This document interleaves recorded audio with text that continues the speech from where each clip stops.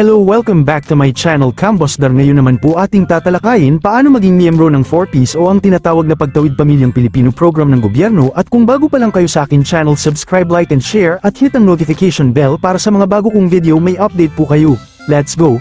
Ano ang 4Ps?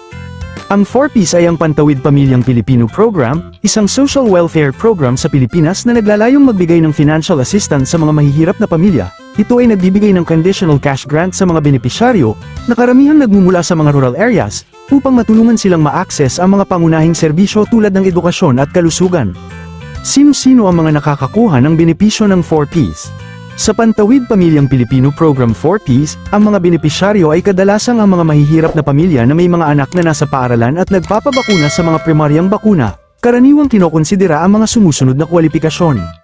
Mga pamilyang nasa poorest of the poor category base sa National Household Targeting System for Poverty Reduction, NHTSPR, o listahanan. Pamilyang may mga anak na may edad 0 hanggang 18 na nag-aaral sa public elementary o secondary school, o may mga batang 0 hanggang 5 taong gulang na nagpapabakuna at sumusunod sa mga health center appointments. Pamilyang sumusunod sa mga kondisyon ng programa tulad ng regular na pagpunta sa health center at paaralan ng mga anak.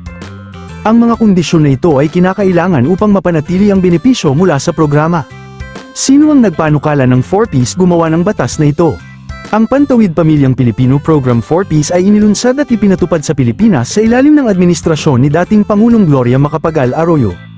Ang programa ay unang ipinakilala bilang Ahon Pamilyang Pilipino Program noong 2007 at pagkatapos ay naging Pantawid Pamilyang Pilipino Program o 4Ps. Ang batas na nagpapatibay sa programa ay ang Republic Act 1130 na pinirmahan ni Pangulong Rodrigo Duterte noong 17 ng Abril taong 2019. Ang nasabing batas ay nagbibigay ng legal na batayan para sa implementasyon at pagsasakatuparan ng 4Ps sa buong bansa. Sino ang kauna-unahang nagpulong ng batas na 4Ps? Ang Pantawid Pamilyang Pilipino Program, 4Ps, ay hindi resulta ng isang solong pulong o pagpupulong ng isang tao. Ito ay resulta ng maraming pananaliksik, konsultasyon, at pagsusuri ng mga eksperto sa lipunan, ekonomiya, at patakaran sa Pilipinas.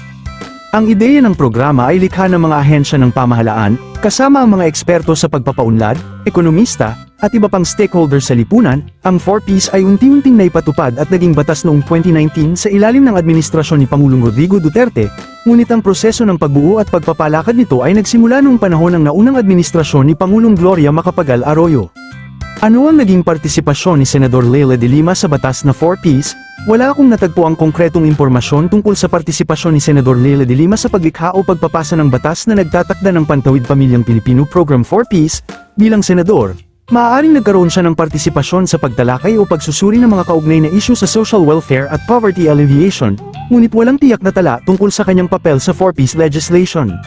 Sino-sino ang kwalipikado sa batas na 4Ps sa ilalim ng batas na nagtatag ng Pantawid Pamilyang Pilipino Program, 4Ps? Ang mga kwalipikadong benepisyaryo ay kinikilala base sa mga sumusunod na kwalifikasyon.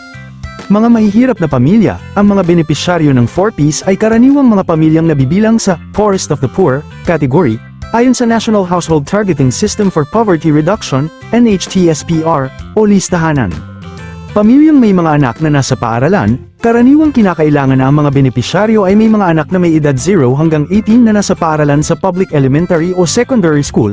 Ang regular na pag-aaral ng mga anak ay isang kondisyon para mapanatili ang benepisyo.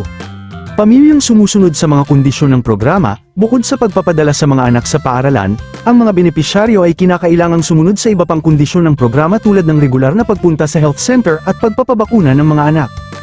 Ang mga kwalifikasyon na ito ay mahalaga para matiyak na ang 4Ps makatulong sa mga pamilyang nangangailangan at makatutulong sa pagtaas ng antas ng edukasyon at kalusugan sa bansa. Ano-ano mga requirements ng 4Ps para maging miyembro?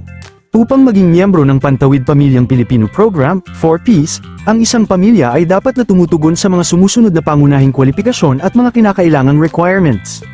Mahihirap na pamilya, dapat maging kwalipikado ang pamilya base sa kriteria ng National Household Targeting System for Poverty Reduction, NHTSPR, o listahanan na nagtatansya ng mga pinakamahihirap na pamilya sa bansa. May mga anak na nasa paaralan, kinakailangang may mga anak sa pamilya na nasa paaralan sa public elementary o secondary school. Ang mga miyembro ng pamilya ay dapat magpakita ng patunay na ang mga anak ay aktibong nag-aaral sa paaralan. Sumusunod sa program conditions, ang mga miyembro ng pamilya ay kinakailangang sumunod sa mga kondisyon ng programa tulad ng pagpunta sa regular na health check-ups para sa mga bata at pagpapatupad ng mga health interventions kung kinakailangan, gayon din ang pagpunta sa Family Development Sessions, FDS, para sa mga magulang o caregivers. Valid ID o dokumento, ang mga aplikante ay kailangang magpakita ng mga valid ID o iba pang mga dokumento upang patunayan ang kanilang pagkakakilanlan at katibayan ng kanilang pagiging miyembro ng household. Ang mga requirements na ito ay kinakailangan upang matiyak na ang mga benepisyo ng programa ay mapupunta sa mga pamilyang tunay na nangangailangan at may angat ang antas ng edukasyon at kalusugan sa kanilang komunidad. Sa ilalim ng Pantawid Pamilyang Pilipino Program, 4Ps, ang tuwirang age limit para sa mga miyembro ng pamilya na maaaring makinabang sa programa.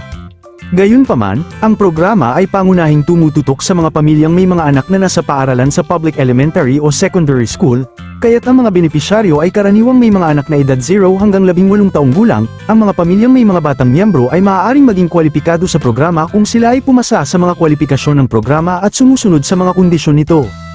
At sana naibigan mo ang aking video sa Pantawid Pamilyang Pilipino Program o ang 4Ps muli. Kung di pa kayo nakaka-subscribe sa aking channel, subscribe po, like and share at hit ang notification bell for my video update. Maraming salamat po.